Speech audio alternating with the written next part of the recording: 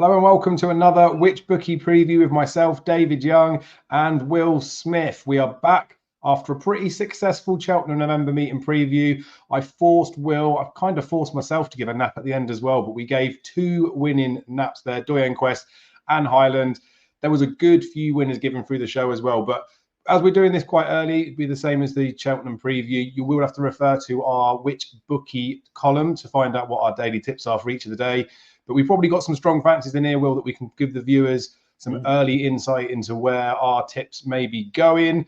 As always, guys, thanks for your support. Make sure you're liking the video. Make sure you subscribe to the channel. And with that out the way, Will, I think we'll crack on. 2 days good racing at Newbury. We're going to preview the Friday first, then the Saturday, because an obvious order. We'll touch on Newcastle as well if you've got anything there. And then I'm gonna force you to talk about the Hatton's Grace because I want to know your view on Lossiemouth versus Tiapu. But while I get ourselves ready for the first race, how are you doing? Are you excited for the weekend's racing?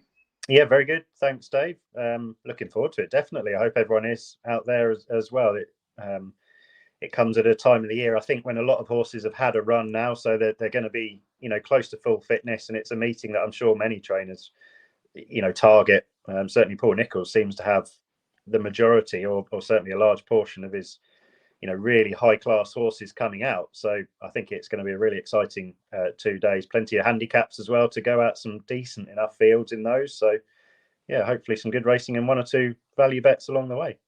Fingers crossed. So we're recording this about 11:30 on Thursday. So the prices that are shown up are pretty much just after first declarations. We won't have them for every single race. And obviously they are all subject to change, but we'll quote the prices as they are now. And then, as I say, you'll be able to refer to our tips as they're published each morning on the Which Bookie website. We'll sometimes go up the night before if he's got a juicy price for us to get stuck into. So it's the same link. It'll be in the description. You can just save that in your favourites and go to it whenever you like.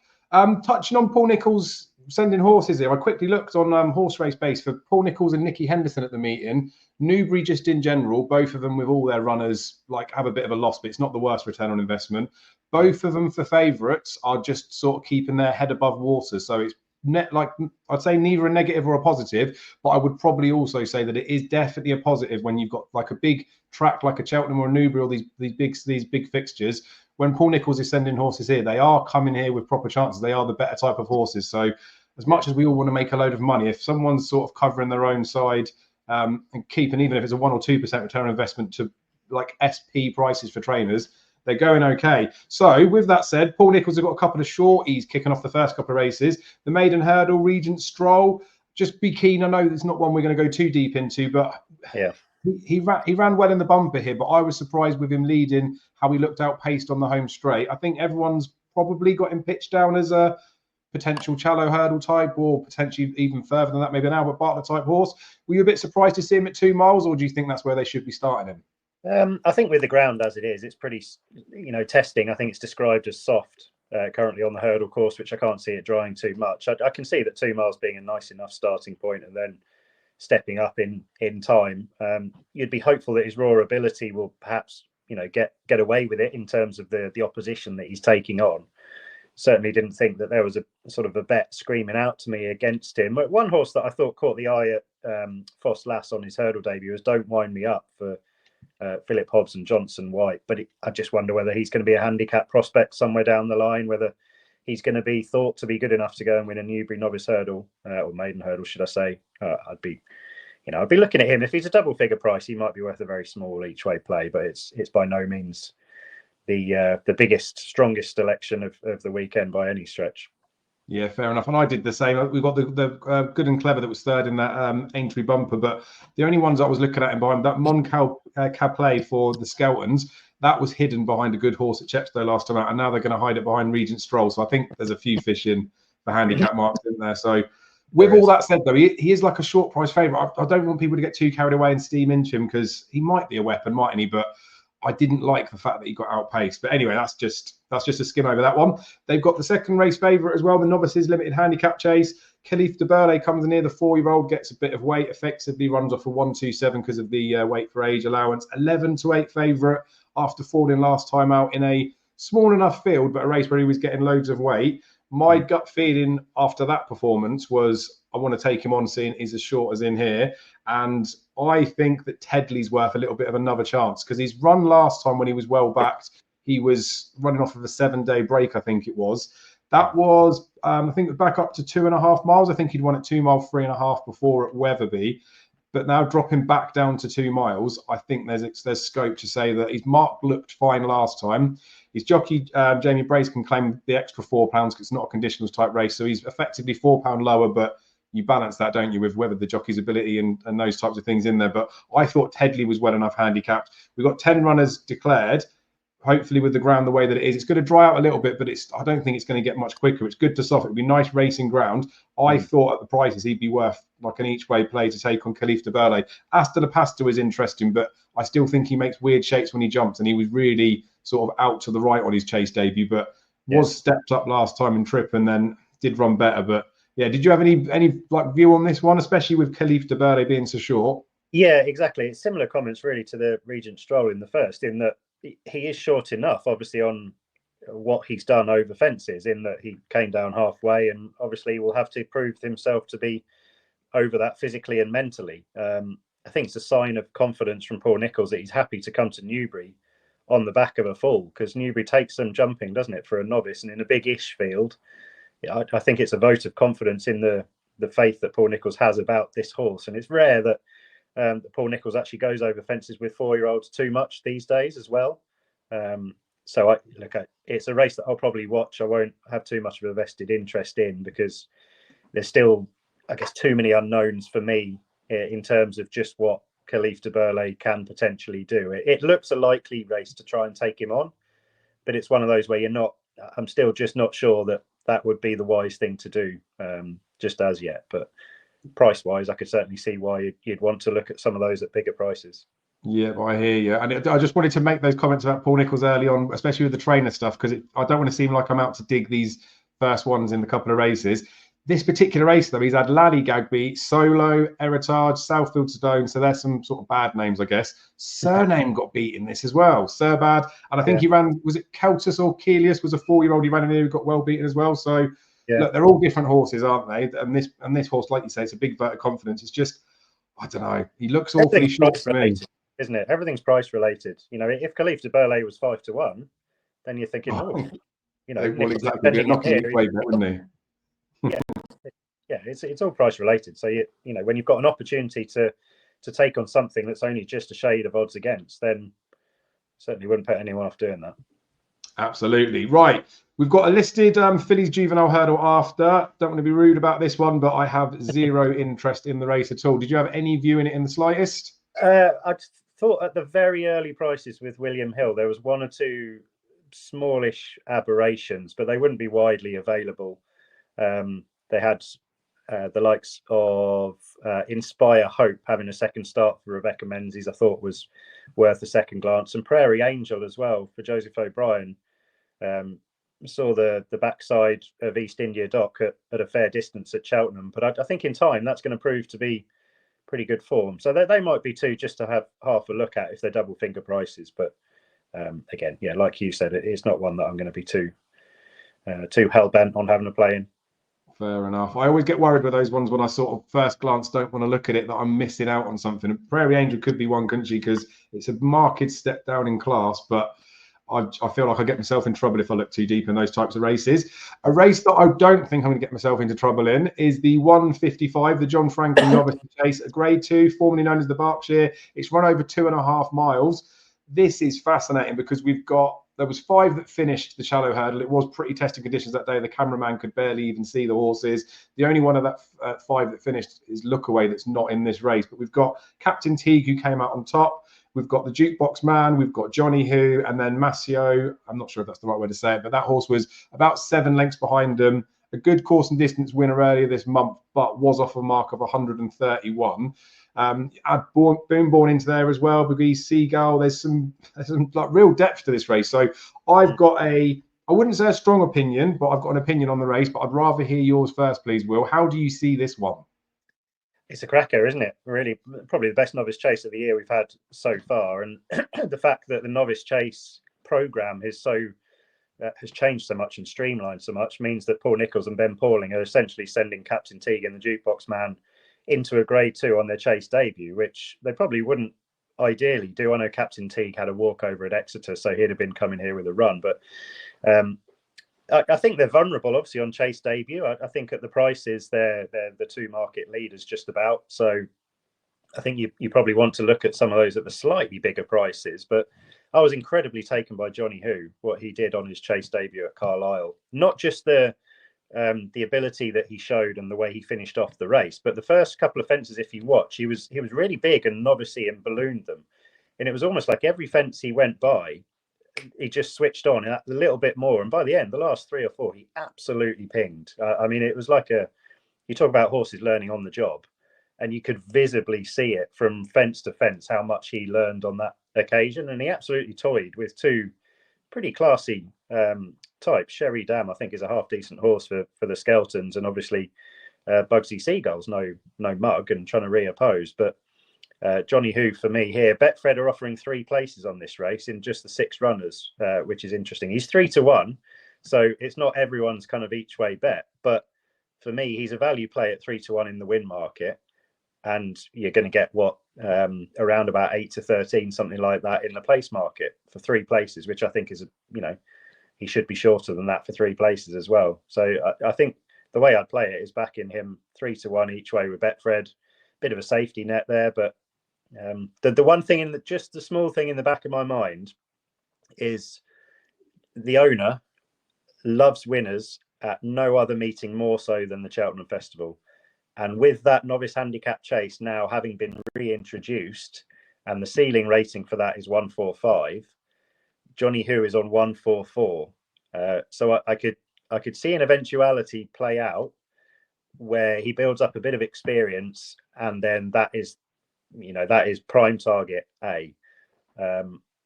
But this is a winnable grade 2, having put in a really good chase debut performance. So it might be that they have bigger fish to fry. They might be looking at grade 1s, who knows? But at 3-1 each way, 3 places, that'll do for me, Johnny Who. I like it. This is obviously why we're both in association with Witchbookie, because we've got similar trains of thought. Johnny Who in that shallow hurdle, I was a bit frustrated really, because I really fancied him. I had a reasonable each way bet on him that day as well, because I just thought there's no way he's out of frame with his running style, and he did look a bit outpaced. But how he finished from the last, couldn't help but feel to myself, could the jockey have done more to keep him in contention to go and win that race? But I did think after that he's potentially going to be like an out-and-out 3-miler, and maybe he just didn't, just couldn't necessarily go the pace early on in that race. But I think I was being a bit harsh to him there. And that comeback run this season, so that first time in a novice chase, he was so weak in the market. I pretty strongly fancied him in that race. Can't believe he went off, I think, 2-1 in the end. He was about 11-10 the night before. And obviously when it's a JP horse that is a bit weak in the market, you start to think, oh, maybe something is amiss, or today's not the day. But he absolutely hacked up, didn't he? And like you say, the learning on the job, I loved that in him. And with the mention you said there with the Jukebox Man coming in first time up and Captain T coming off the back of a walkover, I look at this one in the fact that if these guys run against each other like they did in the Challow with race experience, and it was a furious gallop and everyone could be nice and aggressive and run their styles, it might not suit Johnny Who. But I've looked at this race and I'm trying to work out who's going to go out like the clappers and who's going to set a furious fraction in here. The only horse that probably could do it would be Captain Teague, and he hasn't got the experience to necessarily be forced to go and do it. So they might have to go a bit slower with him. The Jukebox Man, I fancied handstands when he ran in that novices chase, or the graded chase first time up. And I didn't think he jumped very well, so landed a bit flat. So that's not to say the Jukebox Man will do that. But Ben Pauling throwing his horse into graded company to begin with doesn't necessarily mean they're going to be fully tuned to do it. And I think he's much better over further, like as a confirmed fact now. Whereas I think Johnny Who will be all right at this trip. So I'm in exactly the same train of thought of you in this one. Johnny Who, I think, will probably win this one. The safety net, like you said there with the 3-1, I know like a lot of people are sort of anti it, aren't they? Because they just think it's not an each way price. But the way you've touched on it there, when it's 3 places especially, say it will be a fifth of the odds, you'll get 80% of your risk back, is the way I'd consider it. So you get £80 back if you had £50 each way. I'm not saying you have to bet that much, but just as for conversation's sake. And then it does limit the risk, doesn't it? If you think this horse is going to jump well and it's going to, well, not going to have 4 horses behind him, I don't think, anyway. So, yeah, I like Johnny Who. I have just played him as a win dart, though. I think this is the time to strike on him. It may be through the season Captain T turns into being a better horse, but this could be, like, Johnny Who already looks so much better over fences. He could be very good horse, couldn't he? And he is a bit older than Captain Teague and Jukebox Man, so he's entitled to be a bit more forward. But like having that run's massive going in here, I think. So that's good, Will. The first race we talked about in some real depth, we've given everyone the winner. Maybe possibly. The 230 we've got next, handicap chase. It's a 0 to 150, and we have got a 150 horse at the top of the weight. Editor de Guy. I think originally he did have Freddie Mitchell jocked up on this one, but he's now riding Le Patron. I'm not sure whether they weren't sure whether that horse was going to run in here or not. There's loads of big names in here as well. Helpnam, Psycho, Golden Sun, Gallop de Chaise. Saint Seagal's cost me a few quid in the past. Skyface, Le Domino, and Lord Baddesley, who was second in that Peter O'Sullivan Memorial Chase. We'll talk about for Saturday as well. But like, looks like a nice enough race. Venetia Williams, his horse Gallop de Chaise, who was second in that Bet 365 chase at Weatherby last month. Only the forerunner affair behind Genoa is in as a 3 to 1 favourite, which I could sort of half see, but it's not your typical Venetia progressive young horse. It's an 8-year-old turning 9, isn't it? And a horse who's run well fresh at the beginning. So I'm not saying that I think he'll get beat. I mean, he might do. He's about the right sort of price, I'd imagine. But I thought there might be some value behind, but I couldn't find it. So, Will, can I have your help on this race, please? Well, it's one of those horses that has cost you a bit of quid. As you mentioned before, Saint Seagal, I think he's crying out for 2.5 miles now. I think he's at his best. He's a very, very good 2-mile handicap chaser, and it's still. I'm slightly surprised he's still only got a mark of 131. I mean, he was going to beat Boot Hill at Ascot last year when he fell at the last, and then he since that his season just went a little bit tailed off. Now he went over to France for a run over there, and he'd just been a bit keen and then finishing a bit weakly on a couple of times, and he's had a wind up in the off season. He reappeared at Chepstow in the 2.5 mile handicap chase at their October meeting, and he ran a strikingly similar race to Il Rodotto, in that they were kind of held up rear of mid division, suggested they might get into the race. The ones on front quickened the way, and then they ran on again and hit the line, not too far between them. And that was a perfect prep, obviously, for Il Rodotto to go and win the Paddy Power Gold Cup. And I think to me it suggested that Saint Seagal gets 2.5 miles, definitely. He then obviously went back for the valuable 2-mile race at Ascot, won by Martator. Patently, to me, suggested that 2 miles on good ground now is just too sharp for Saint Seagal. I think if you look at his pedigree as well, there's a huge amount of stamina in there, actually. And the key thing for me will be that the ground is at least good to soft. I think he's better when it's on the softer side, so I'm hoping that there's still plenty of juice in it. And that he settles early, which I'm hoping he does, because the likes of Editor, De Gite, Le Patron, Le Domanial, one or two others are usual forward racers, aren't they? So I think this could be an opportunity for him to prove that he's really crying out for this 2.5 miles now. And as I speak, he's 14 to 1 in a few places, the likes of Ladbrokes, Coral, Bet Victor, Boyle Sports. And I think if you translate his best 2-mile handicap chase form in amongst a field mostly of rivals who are reappearing off the back of a break and have one or two bits to find for one or two reasons or other, I just thought he was way too big. He's had, those 2 runs this year, I think, are creditable. They really are. I just think he wants this kind of test now. Yeah, that's fair enough. Yeah, because they're not like, even on RPRs, I think it was 130-ish he ran first time up, and it was only maybe 127 or something last time out. And I know there's someone else's opinions, but he's not a million miles off of his mark. That Martator that he bumped into, we saw what that horse did last weekend, was just a really well handicapped horse. Even the connection didn't realise how well handicapped he was in that first race, I think. And they went pretty quick. That Issair Dairy ran well. Cop Mask still managed to follow up behind Martator as well. So it was a better performance than it probably looked, I guess. Yeah, I think maybe for my sins I might have to follow in on that one. I need to do a little bit more work on the race. But like you say, 14 to 1 about him. There's 10 runners as it stands at the moment. You'd think this being the type of fixture that it is and the ground as it is at the moment, I can't envisage there being loads of non-runners. You're getting a few places up for grabs there. So we might be able to be building a few each way block bets or a few each way doubles and trebles here. A race we won't be able to do that in, though, Will, is the long distance hurdle, the grade 2, 4 runners going to post.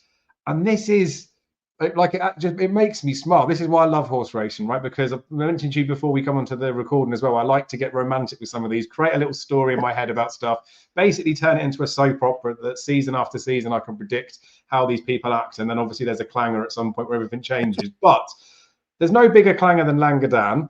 The horse doesn't run very well in the winter. They've said year after year after year after year, and they haven't suggested they've turned a corner or they've found the key with him in any way, shape, or form. So as a punter, he's 9-4 for I know it's a grade 2, but like it's a good race. He's 9-4. It's a 4-runner race over a distance he's never been over before, to basically confirm spring form, which saw him in an absolute different parish to what we'd seen before. Like his Coral Cup win was good.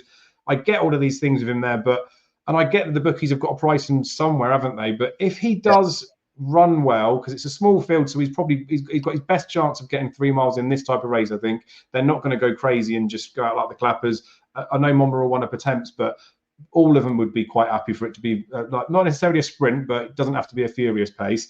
But if Langadan does run well in the winter, first time up, surely the BHA are going to pull Dan Skelton in and say, what happened to him the last couple of years? What's changed or anything like that? So I don't know. I feel like this is an opportunity to get him out, because obviously they need to get some races into him to get his spring campaign going. And I can't see Langadan being anywhere near involved in this. That brings Monmouth in slightly, because he's qualified for the Attempts after that 4-runner, almost a bit of a farcer race, but you did tip up the winner, American Sniper, at a decent price in there.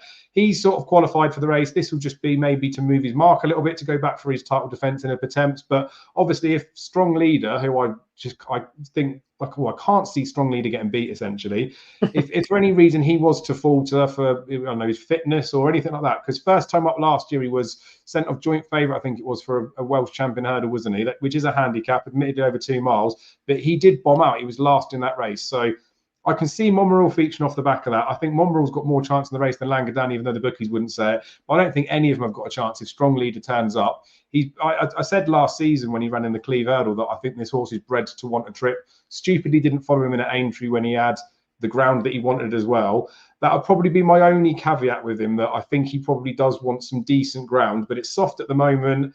I mean, it's probably going to get cut up a little bit, but I think the weather's going to dry. So I just think that Strong Leader would be, like, I really fancy him. It's the reappearance record that worries me a tiny bit. But I think at the sort of price that he is, 10 to 11 for a race where his main rival Langadan shouldn't really be turning up, I can't see how he gets beat. But I don't know. There's something that's stopping me wanting to steam into him, because obviously everything is price related, and there's probably quick ways to get skint if you back these ones short in there. How did you see it, Will? Am I blindsided in the fact that I think that Langadan's going to run no sort of race at all? I don't know is the honest answer, because we're not privy to Dan Skelton's inner thoughts, are we?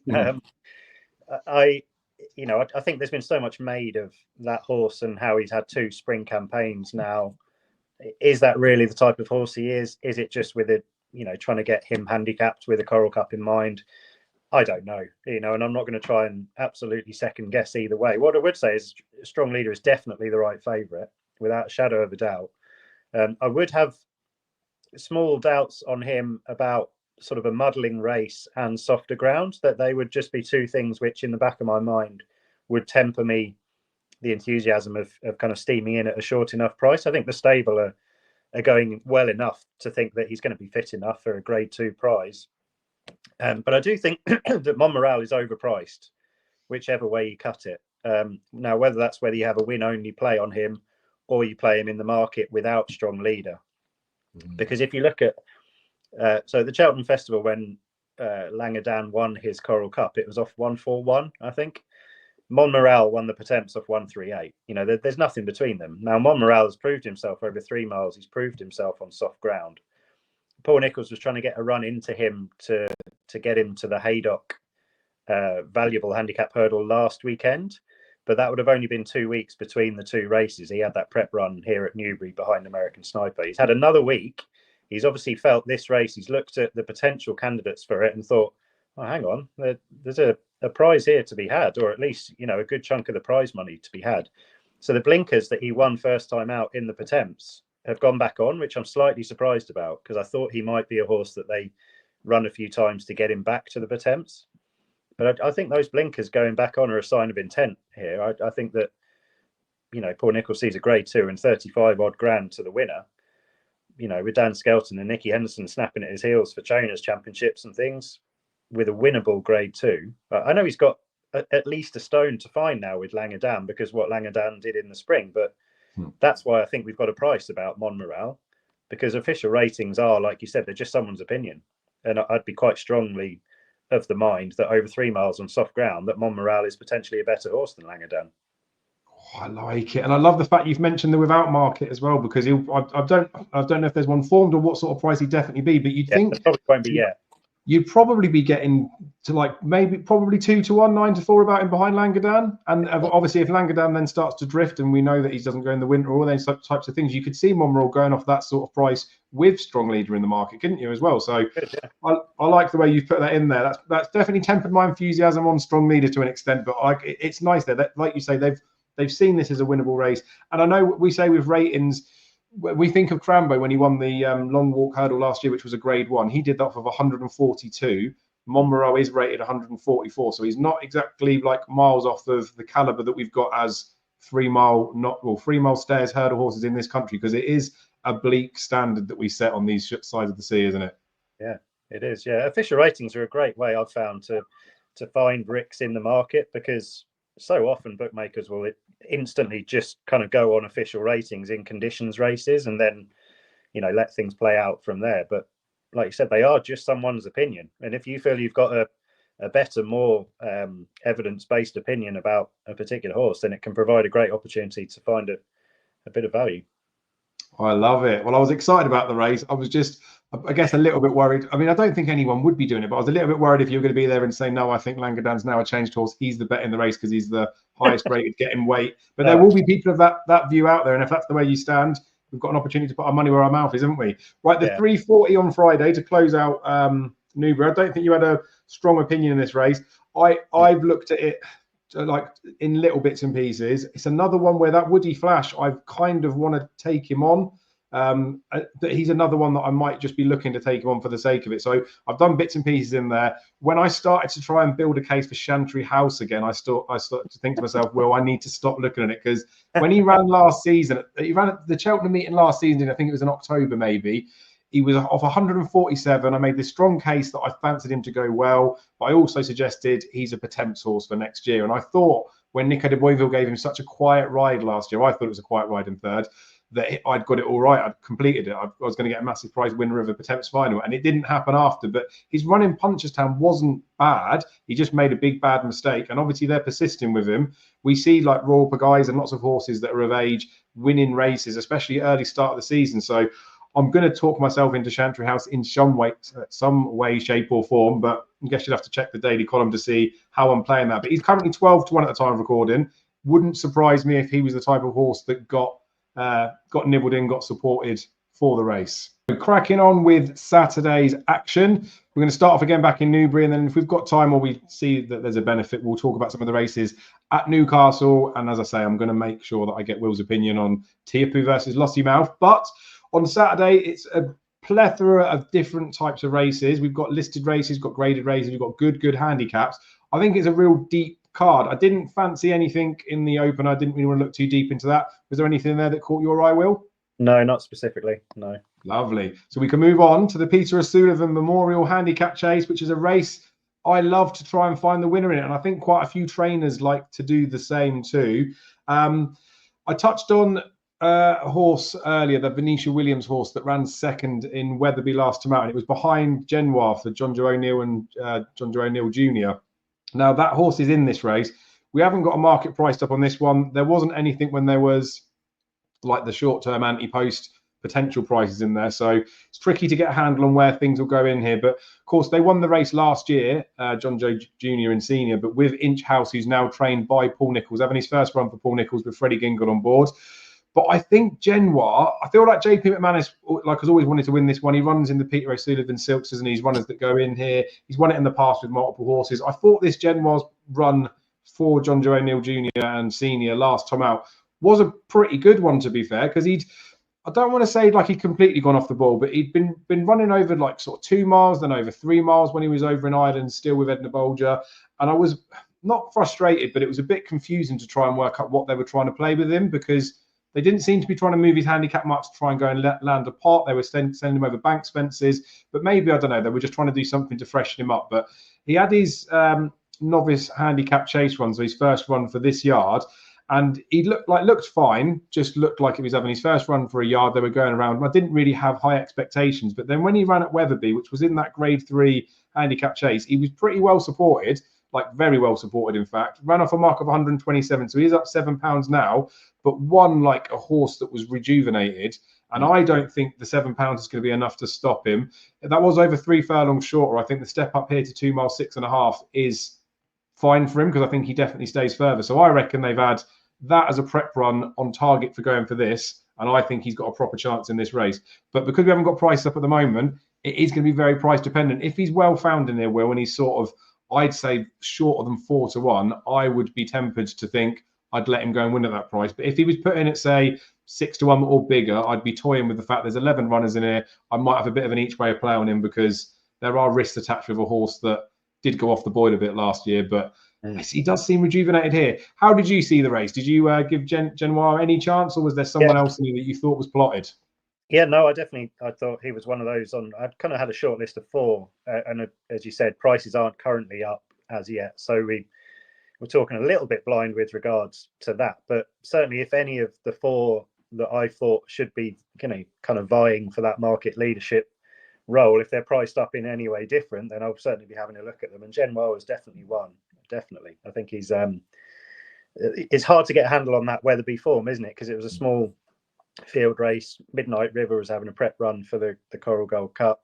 Galop de Chasse, it looked to be ridden and was supported in a manner that suggested he was ready as well. So in beating him, he's probably fared with decent amount of credit, I think. So there was him. There was Twin Jets for Paul Nicholls and Harry Cobden, who I think will be better again. Second run. 2 runs so far this season. This will be the 3rd point where, again, Paul Nicholls likes to have runners in this race as well. So he's probably been aimed at it. High stakes player, finishing second to Chianti Classico. I think that's decent form, obviously. And Demnat, first start of the season for Venetia Williams.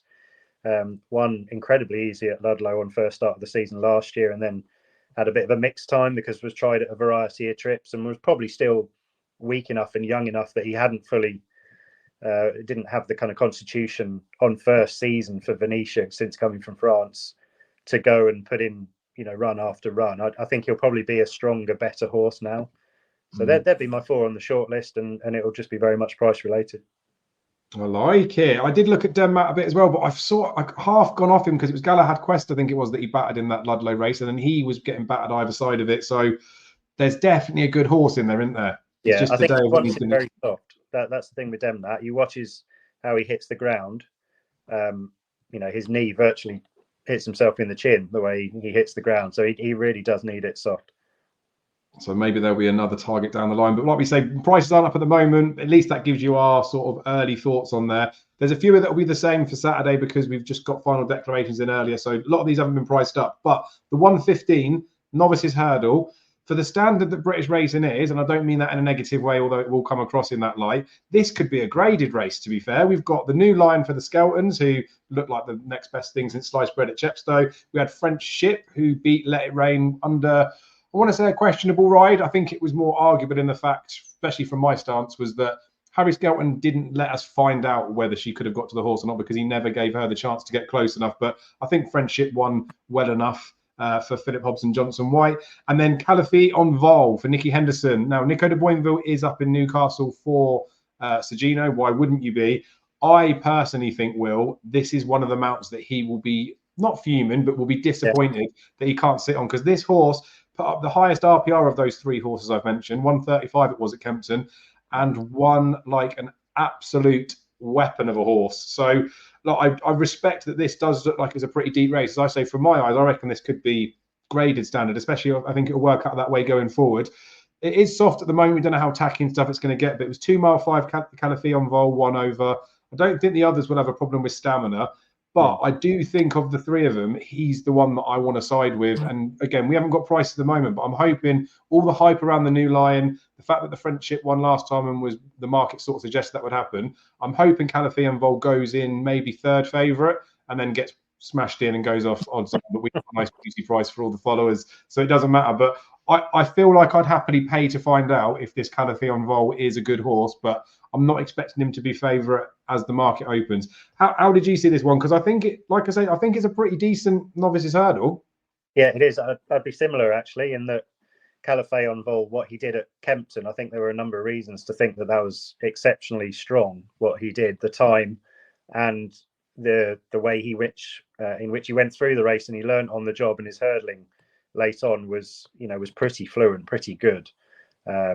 So yeah, the new line will definitely be put in as odds on, I would imagine, given the hype around what he has done to date.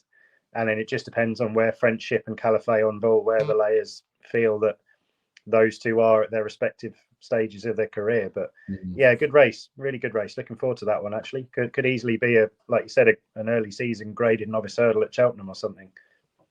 Absolutely, and then again, obviously doing this preview a little bit earlier, it does mean that we don't have the luxury of having the prices up at the moment, and obviously the column will put them out there with what we fancy. But it does give you guys an insight into the earlier thoughts that we may have for something. Because let's just say, for argument's sake, Calafion Vol opens up at 3-1, ends up being backed into 1-2. That's not going to happen. But let's just say, in hindsight, it does. Wouldn't be a horse that would feature on the column, but in the way that we've talked about it, would be a horse that I potentially would have bet. So it gives you guys a bit of an in of where we're thinking. And obviously, you can make your own informed decisions off the back of that. Right, handicap hurdle that comes in off the back of this. We've got loads of handicaps coming up now, Will, which they're all real nice size fields as well. I know sometimes people want big 20 runner fields because you get 4 places and things like that, but some bookmakers are generous enough to offer enhanced places. When you get these sort of 9, 10, 11, 12 runners, I like it because you don't have to worry too much about there being enough non-runners that it will change the place terms. But you do get a lot of decent sort of depth in the market, which means I feel like there's a lot that you can attack a bit more because you can have that safety net of backing horses each way. This one, the 154, I've gone for a horse. I don't want to necessarily say in terms of a profile for it, but when you look at these, I guess, like middle distancey handicaps, especially over hurdles, I think sometimes you might be looking at a novice coming into open season and then being able to exploit a mark or trying out a new trip, and it unlocks the key to him. But I'm going for a horse that is a bit older, although he's not really that exposed, because I thought Lac de Constance last time out was being very, like, not necessarily restrained, but was being very, like, calmly ridden going into the last hurdle when he did make a fall. I don't know if he would have necessarily got to the winner, but the winner was raised £6 for the victory, got beat 6 lengths last time out, so almost potentially ran up to the same level of form again. But this Lac de Constance was entitled to have needed that run first time up. Last season, first time up was quite well beaten, to be fair, but unfortunately bumped into Crambo when Crambo was still handicapping. He was giving him £5, I think, that day. And obviously, I touched on Crambo, went on and won a long walk hurdle after. But he's run after when he ran behind Park Anaside in the race at Haydock that was run last weekend over 2 mile 3 furlong. Stayed on really strongly at the line, forced a dead heat for third. And I thought this was a horse that looked like you want to sort of catch him second time up. When he was novice chasing before, he was 13-8 favourite to go and beat Boot Hill. And obviously, we know how good Boot Hill is. He didn't come to fruition that day, unseated, and that's why they reverted back from fences. But he's an 8-year-old. He's only had 11 starts over obstacles. So I think people might look at the age, look at his mark and think, oh, he's on the decline or he's not there. I think he's pretty unexposed. And I think his mark of 133, I do not see how he doesn't run at least to that number, and if not, he runs £5 to £7 above it, which would be enough to take this type of race. He's 11-1 top price at the time of recording. I think he's 8-1 in other places that are offering 4 places each way.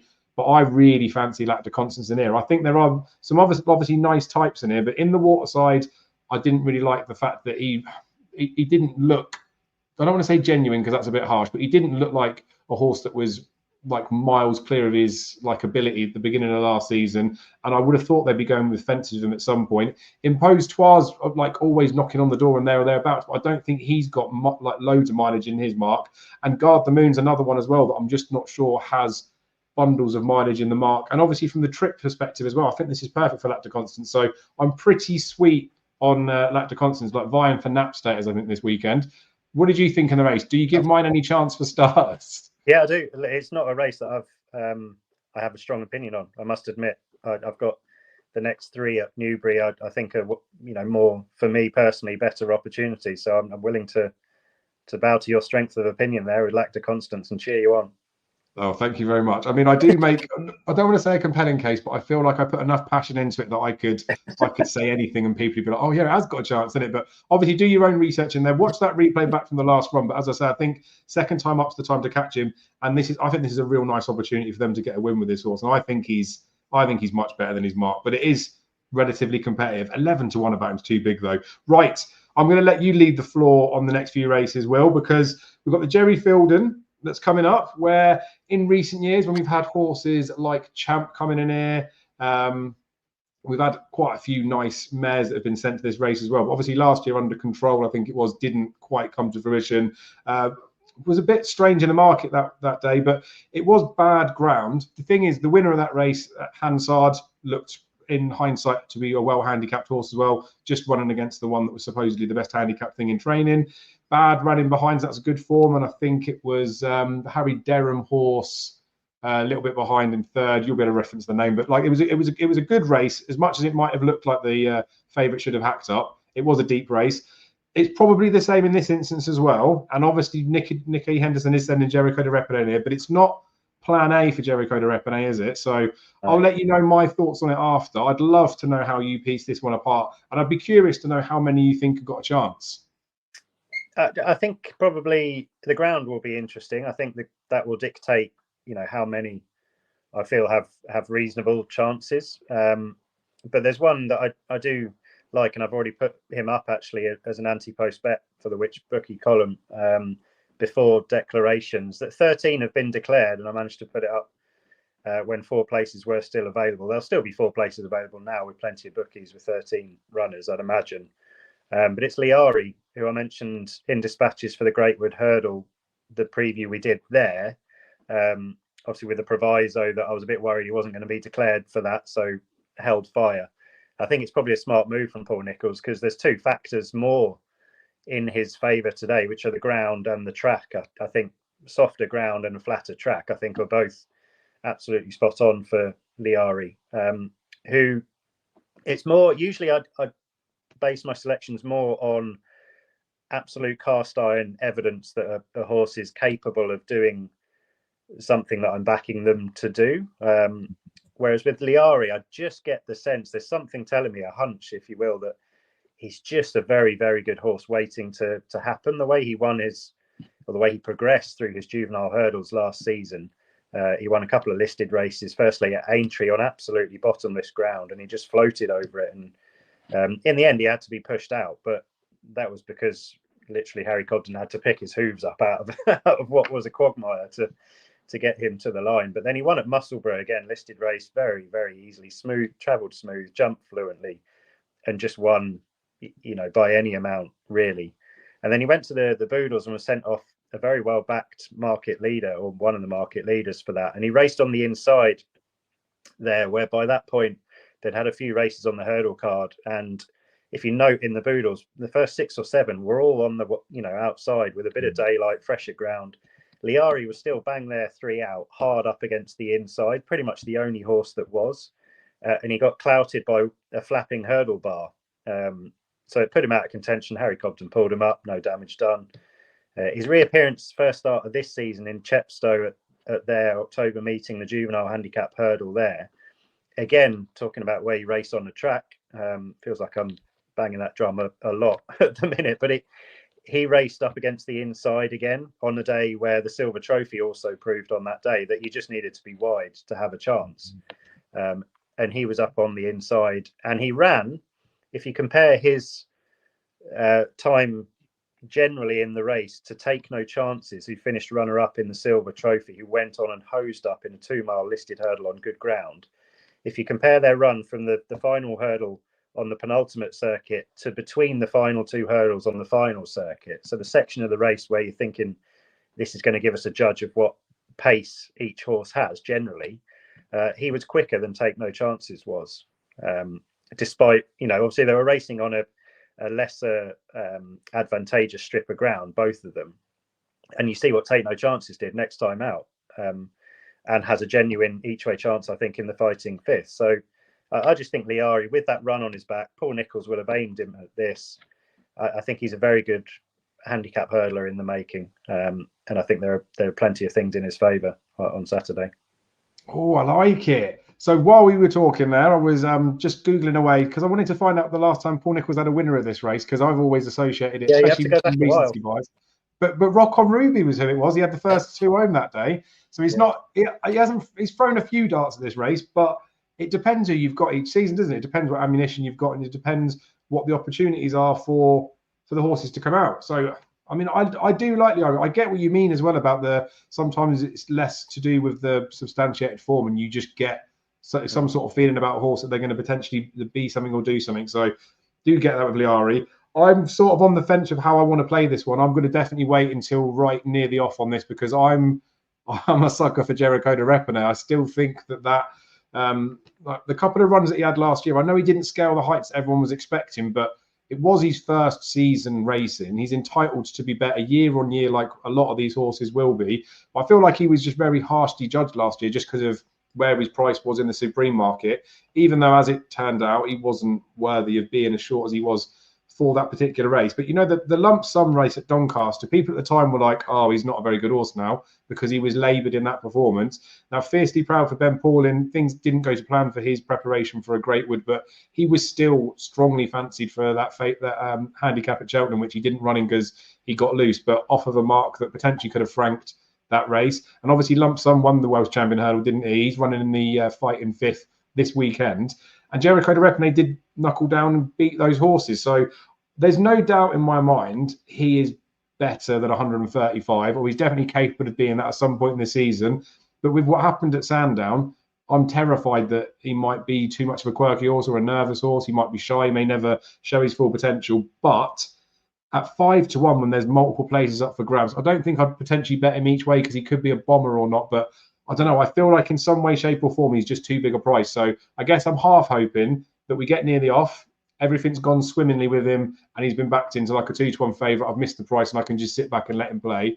I don't want him to drift out to 12s or 14s because then if it's a JP horse that's drifting, we know it's probably off, and I'll still end up having to throw a small amount at him. But if he sits around this sort of price come the off, and I don't see anything in the prelims that worries me, I think I'll take a chance on Jericho de Repene. But it's not a race I'm going to get heavily involved in. I do respect a few others in there, but I'm hoping that someone like a Liari or a Jericho de Repene just slams the field in here because I don't think it's the deepest renewal of this race. And while it sometimes in hindsight after can look quite good because it was Brentford Hope that was in there for Harry Derriman third last year, wasn't it? It invariably is a good race. So I don't know, it's a tricky one, but it's the first two in the market we put in there, but they're reasonable prices, isn't they? I like it. What price did you put Liari up out of interest? 15-2, it was. I like that. 4 places as well. Right. So good looking race, to be fair. I'm excited about that one. But yeah, I'm probably being a glutton for punishment if I'm sticking with Jericho de Repene. But you've got me considering back in Saint Segal. So we can make multiple mistakes, can't we? One of them's got to stick at some point. Right. It is time for the Coral Gold Cup, the feature race of the weekend. I know we've got grade ones over in Fairy House and we've got the fight in fifth, but it's not the most vintage renewal. I think I've said the word vintage a few times in here, but there's only 14 runners going to price. We normally get a field of around about 18, I think it is on average. But it's still always a good race, regardless. And sometimes you might get a bigger field, but you might have 5 or 6 horses that have got no chance anyway. So I'm not against it because we've got a smaller field in there. I am sort of struggling to get my head around a lot of these horses because I'll go through each one and give them all a little bit of a chance or try and plead their case back and forth. And I just seem to find plenty of negatives for lots of horses. The only one that's worth mentioning from my side really is Victorino because I put this horse up for the Old Summer because I thought the first run at Cheltenham was almost plotty. I thought they sent him around there for a spin. I thought it was just a quiet ride out the back. And then I expected him to go well in Cheltenham, and he was terrible in Cheltenham as well. So I'm a tiny bit worried now. Maybe going left-handed is a problem for him. Maybe he's just a bit of an Ascot horse, or maybe he's not as well handicapped as I thought he was before. So when I start to try and make a case for him and I see that he's only 8-1 for this, I just get as put off by him as I do get put onto him. So as it stands at the moment, I don't know where my money would land in this race, but you don't have to bet in every race, Will. However, if we did want to bet in this race, where do you suggest we go? Well, I backed 2 anti-post, and I think they'd be my 2 again now, following confirmations. It's pretty much the field is as I thought it would be. One of them is Victorino. Actually, I would take it more those Cheltenham runs left-handed, I would very much take it more that that's a factor maybe of the nature of the track as opposed to the left-handedness, kind of the undulations of it, and also the fact that it was after a couple of absolutely peak standout efforts at Ascot, which, I mean, Venetia Williams chasers, we see it time and time again, don't we? November, December, early January, that's their period, isn't it? And quite a few of them then run on into the spring, and they just, that's how they get them handicapped for the next year, almost, in that they know they've kind of maybe gone over that particular peak, and they're just not going to be at their best. Those two Ascot handicap chase wins were really striking for me, because on both occasions, actually, they were quite fiercely run. And it looked as if on a couple of occasions, he, through, I guess, inexperience, he lost a position that Charlie Deutsch wanted him to get into. But then he just had the sheer ability to just circle the field on the run out of Swinley Bottom and around the turn into the straight, which you don't often see horses do that. I mean, often at Ascot, you need to be in a position as you swing into the straight, and you need to go and keep going up the straight. Whereas he, on both occasions, he essentially, Charlie Deutsch just kind of pressed a button and got him into a position, and then he was just doing enough on both occasions. So I think he's a horse that will be stronger again. Don't forget, that was only as a 5-year-old. He's only a 6-year-old still now. He's got a big frame of a horse. I think he'll be stronger and better again. Early season will be the time to catch him. And Venetia, out of all her 3-mile chases that she's got, for a race that she has won in the past and is probably one of the more valuable 3-mile handicap chases, I think it's notable that she's earmarked this one for this race, because I think he's going to be better, a lot better than whatever rating he is, early 140s. So I'm keen on Victorino, and the other one's the Willie Mullins runner, Heronso Derry, because I think both handicap chase runs he's had this year in the Kerry and Munster National. The Kerry National, I mean, nothing got near Florian Porter except him in the final couple of furlongs of the race, where it looked like he could have gone round again, Heronso Derry. I think he's a real strong stayer in the making. And I don't think any of these in here would be able to go with Florian Porter at his best. And then in the Munster National, it was just a slow pace. The winner got a freebie on the front end, who's a good horse, Real Steel. And Heronso Derry was a bit keen, caught wide. Again, pretty much the only one to make up ground on that winner. I think he's crying out for a well-run, sort of flat galloping track, 3 miles, 2 furlongs, where quality and stamina are both going to come to the fore, and it can be really shown just the ability that he's got. And again, William Mullins had probably 15 entered, didn't he, at various stages, and this is the one he's sided with. So there'd be the two for me. I like it. I mean, you're good for the soul, Will, because you definitely put me back onto Victorino, because it's like, I think it is sort of our job, especially when we're trying to provide a content or review to people, that we, as much as I come across as nice and jolly when I sell my stories of these horses, you have to really be really critical, don't you? And you have to find every reason why they're going to get beat before you then maybe start the case of why they're going to win. So it's all a bit of give and take in it, which is why it's so good to talk horses. It's why the viewers are so lucky to get us talking about it, because they get to hear all the insight and all the way that we work our way to get to a final selection. But I like both of those. That Florian Porter run was phenomenal, wasn't it? And I did. Yeah. I mean, I never thought that this one was going to catch him, but because I bet Florian Porter that. I'm not doing that for an after-time trumpet or anything. But there was a small part where I was like, he might close in. It wasn't like as much as it was a foregone conclusion. He was showing enough at the line to suggest, I don't know, if he had gone a bit sooner or anything on another day, he might have been able to get him. And that's a fair one. He hadn't really been on my radar for the race either, so that's a good one to know. Right, we'll close out Newbury, the 3:35. You've got one you like in here as well, right, Will? Well, it's a race I like, definitely. I think this will prove to throw up winners, definitely. But and again, it's price dependent. I should just check the prices actually as I'm talking here. It's Issar Dairy, who, if he's anywhere near kind of the 8 to 1, 9 to 1 mark that he was in the anti-post market, then I think he's a player. He won twice here at Newbury over course and distance last season on slightly softer ground, but he proved himself to handle good ground very well at Ascot the other day when he chased home Martator, who of course has won over that same course and distance since. That was in a very, very quick time. He's another horse who I think early season is the time to catch him. I think he's quite a light-framed, fresh individual. But he just looked a bigger, stronger animal at Ascot the other day when he ran there. So I think he, at a track that we know he loves already, I think he should be a lot closer to the market leaders than he is. I like it. Do you know what? He was the one that I was going to come down on as well, because I bet Imperial Saint last time out, and I really fancied him. He got smashed up, didn't he? And it was a much weaker race than the race he'd run in the time before. And like, I don't want to say it's obvious, but like, I feel like it was obvious he was going to go and win. He did win it in a real decent fashion, and I don't want to say surprised with that, but I was a little bit surprised in the fact that they didn't seem to want to hide him in any way, shape, or form. It was almost just like, let's just let him go now. Not like they were planning on going on for some more handicap sort of ploys after. So while I do respect him as favourite in here, it's a £10 hike that he's got to defy in a race that he definitely should have been winning, running against horses that had no chance really of laying a glove on him.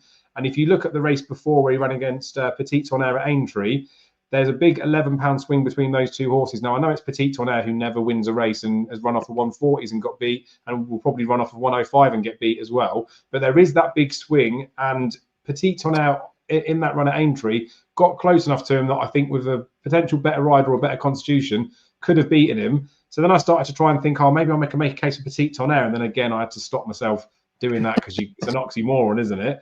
But it's their dairy was so good behind Martator as well. I get it was £2 out of the handicap, wasn't he? So although he's been raised the £2, effectively it's the same effort he's got to do. And when I went back and watched those runs where he's run at this track before, Ascot's like, it does suit being a front runner there, but also when you're setting it up for other horses to come past you at the end, it's almost brutal to watch when you do get picked up. And I know not necessarily saying he'll get away with it at Newbury, but we see it time after time at Newbury where horses that just go and bowl out in front, especially over 2 miles. That's how Alan King got Edwardstone back to his best, didn't he? Just sent him off at a fast pace. And they've got the confidence of knowing now that they set fast fractions against a horse that's been raised in the handicap and bolted up since. So they didn't do anything wrong. If anything, arguably they could have been more aggressive and they might have had a chance to beat him. So they're going to come in here with lots of confidence. He's bottom price 11-2 with Bet365, top price 9-1. Be interesting to see where he sits come like column day, I guess like the morning of Saturday. But yeah, he's definitely on my radar. It's only 3 places up for grabs for lots of the bookies. I'm definitely a greedy person when it comes to that because we've only got 10 runners. But if he feels like an each way type play, because if he just runs out of steam, he's still like a safe price. And I think he's a pretty good jumper too. But I should never say that on a preview because you know what happens from after that. Yeah, that's good. Right, we don't have to wrap this up immediately, but we can quickly talk about a couple of bits at Newcastle as well. Mainly, it's supposed to be the Newbury preview. So I'll just hand it to you, Will. Was there anything at Newcastle that caught your eye, or any early fancies that you think are worth mentioning, as quick or as long as you'd like to be, mate? Yeah, well, the rehearsal chase is always a good race, but I haven't kind of gone through it properly. One who was a horse that I was always going to have a look at wherever he's entered since the Badger Beers was Gustavian.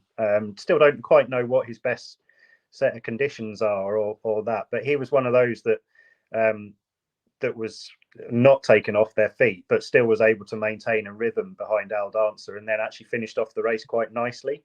So it might well be that actually a well-run 3 miles around a more galloping track is suitable for Gustavian. And I noticed he's got Sean Bowen booked, which is notable for a lightweight type horse. So that's a race I'll go through in a bit more depth and possibly one on the radar. But the Fighting Fifth is obviously we don't have Constitution Hill, which is sad, but actually without him it's become a much better race, more competitive race, because Sergino's in there, Mystical Powers in there, 2 very, very good horses and will dominate the market.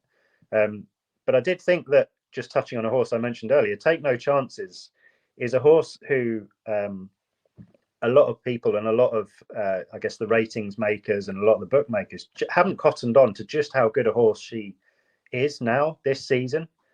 Because that effort in the Silver Trophy, like I said, for one reason or another, was a massive effort. And then the way she won at Wetherby, for all that I didn't back her, which I'm still kicking myself about now, it didn't surprise me what she did that day.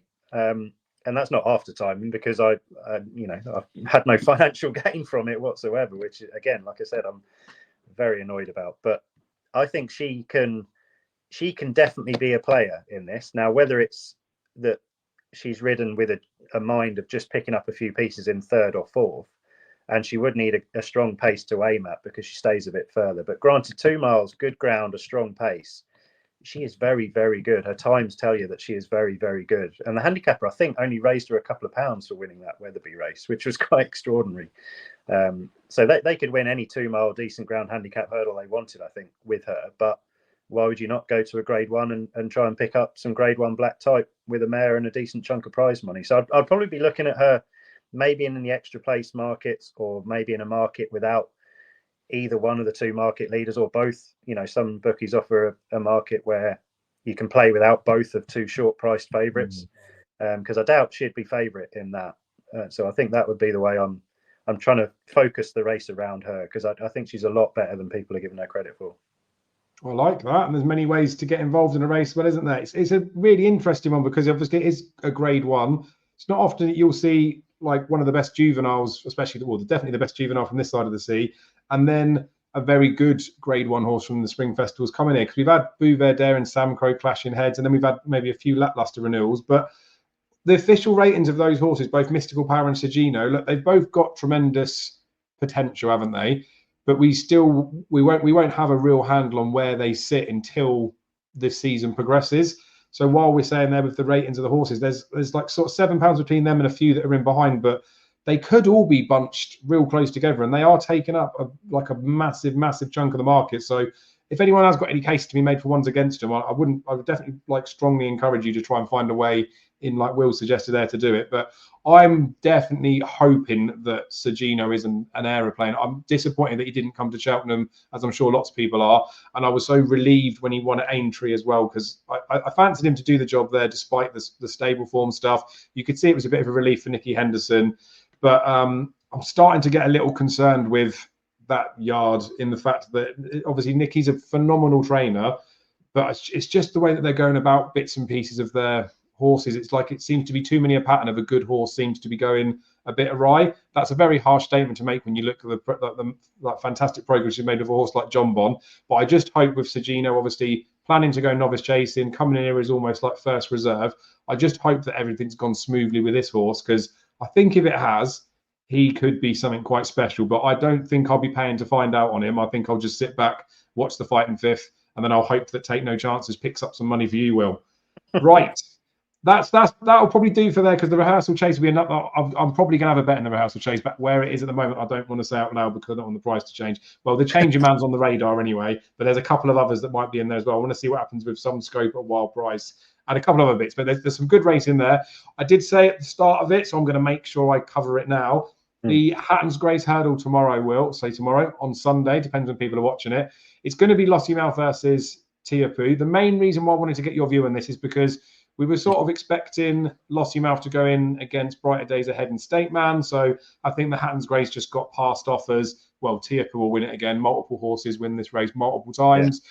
But this time last year, I made a pretty strong case for Tiapu for Stayers Hurdley type horse, and in fact to potentially go and beat an Impero Pass first time up. And it was all not necessarily laughed upon, but it was almost taken like, well, he's not that good a horse, is he? But 12 months on now, all of a sudden, I feel like the view was he would have been a fours on poke with no Lossiemouth in it. No one wants to go near him. He's going to run now, and then he's going to go to Cheltenham. We know what he's going to do. He's probably one of the festival bankers at Cheltenham, which is probably rightly so. But obviously the cat's been thrown amongst the pigeons now, with Lossiemouth getting £7, looking like a phenomenal mare in that mare's hurdle. It's hard for the boys to give £7. So in a race where we've had Apples Jade, Honeysuckle have such success, it seems like not just because they're the ladies going in there, but it seems like Tiapu's probably got his hardest challenge since winning the race a couple of years ago at 20-1. Tactically, it'll be fascinating to see how this one pans out. But what are your thoughts on it? Do you think that Lossiemouth could take the scalp of Tiapu, and do you think that has any bearing on their rest of their seasons ahead, or is it you see it some other way? Tactically, like you said, you've touched on it there. Tactically, it's a fascinating race because you've got the champion hurdle favourite up against the Stayers hurdle favourite. You know, I mean, where do you ever get that? That's a rarity, isn't it? So clearly, Lossiemouth has a good bit of speed. She does stay well as well, but equally, Tiapu showed a turn of foot last year in the race that I didn't think he had as well. So he's got a good inherent turn of foot or a cruising speed as well. You'd imagine if when you're on a stronger stayer in a race where you want to draw the sting out of the other horse you're up against, who's speedier, you usually go on and try and draw the race out gradually, don't you, and pick it up, which isn't usually Tiupu's style, is it? I don't think he likes to be in front. So how Jack Kennedy plays this is fascinating. I mean, Gordon Elliott could play a hand in it by, I think, running beacon edge maybe and making the running with him, such as if the owners want him to do so. I don't know, but so tactically it'll be fascinating. It really will. I think if I had to come down on one of the two, Tiupu would be the one that I came down upon just because of that suitability for the type of race that it is. But clearly Lossiemouth is very, very good. And it probably wouldn't be more Willie Mullins style to have her as tuned up for the day compared to what Gordon Elliott would have Tiupu tuned up for this particular day. For all that they're going to improve, Tiupu will improve as the season goes on as well. I think that Tiupu's readiness and stamina will just win the day. But, it's a fascinating renewal if they both get declared, of course, which fingers crossed they do. Yeah, I think they are intending to do it, so I'm sure it's going to happen. And it is that because Tiupu's so good fresh as well, isn't he? The Hatton's Grace is always an interesting one. I'll get this over and done with quickly so we can wrap this up. But the distance of it changes almost every year. So 2 years ago when he won, it was over 2 mile 3.5. Last year it was over 2 mile 4.5. This year it's over 2 mile 4. And a part of my case last year when got nearer to the race was the race times of the year before when he beat Honeysuckle to the year last year when he beat Impero Pass. Every single race on the card was so much slower last year than the year before. So it was even more of sort of a stamina test. So that's that potentially a way I'll be looking at it. I'll be seeing what's going on the times of the card compared to last year and a couple of years ago. I know it's different because it's different ground and stuff, but it gives you an idea of how quick a pace they potentially might be able to go. Because Tiupu, I think, should I'd say definitely, but should be beating Lossiemouth, and then despite the fact that he's got to give her £7, I wouldn't say it's all give up shops if he does get beat, but I'd be surprised if he does get beat. But she is that fly in the ointment. She's got the potential to go and do it, and it wouldn't be the biggest shock in the world if he did do it. I can't wait to watch to see how that one plays out. Don't think I'll be investing in it or having any skin in the game in that one, but I'd just be fascinated to see how it pans out. But again, he's another one that's going to be in lots of people's multiples and accumulators and stuff, I think, as well. So there's going to be a couple of these shorties that get bit this weekend. And that's not me saying it's going to be him. Right, Will, I'll impromptu ask you for your nap of the 2 days at Newbury without any warning again. And I say that candidly. I genuinely haven't prepped Will to say I'm going to ask for a nap. So on the spot again, following Dying Quest, please, mate. I should have expected it, shouldn't I? I think in terms of the one that I'm most excited about, the bet and the potential for what he is, it's Liari in the Jerry Fielden. Because like I said, this is... and I say that because it's unlike me to have this kind of hunch. There are 1 or 2 evidence-based elements to it as well, but I just think, granted that test, I think he's a very, very good handicap hurdler. Let's hope he proves it. I like it. Right, I'll do my usual, act like I don't really know what I'm putting up, although this time I don't. I get toyed because Lac de Constance I really, really do fancy, so could be sort of nap status, especially at the price, the 11 to 1 that he's about. But like I did with the last episode where I put up Highland because he was a bit more of like a shorter, bit more of a secure type one. I think Johnny Who of the ones that we've mentioned at potentially short price of the prices we know feels like he's the right sort of price to go well. Like I say, it may be that if this race was run later in the season, he could get turned over. But I think in this particular makeup of the race, it should suit him down to the ground. So I expect that Johnny Who will hopefully land the John Frankham Novices Chase for us. Right, Will, thank you so much for your time. Thank you everyone out there for staying on, especially if you stayed through this long. Make sure you are subscribed to the channel. Make sure you like the video. Drop a comment below if you've stayed this long. And we will see you again. I think hopefully we might be doing something over Christmas and then a couple of videos in the new year. So like I say, make sure you subscribe to the channel. You'll get notified the next time.